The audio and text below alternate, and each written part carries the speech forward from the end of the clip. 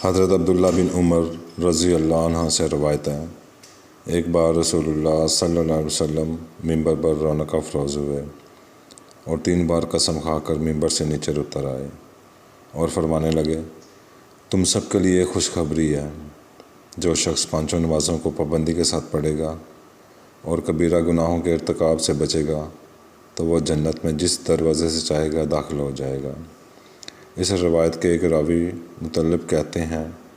میں نے ایک آدمی کو عبداللہ بن عمر سے پوچھتے ہوئے سنا تھا، کیا آپ صلی اللہ علیہ وسلم نے ان کبیرہ گناہوں کو بیان بھی کیا تھا؟ تو حضرت عبداللہ بن عمر رضی اللہ عنہ نے جواب دیا، ہاں، اور وہ کبیرہ گناہ یہ ہیں: والدین کی نافرمانی، شرک، ناحق قتل، پاک دامن عورت پر تہمت، یتیم کو مال کو ناجائز طریقے سے کھانا، لڑائی کے دن میں دانے جگ سے بھاگنا اور سود کھانا۔ جزاک اللہ۔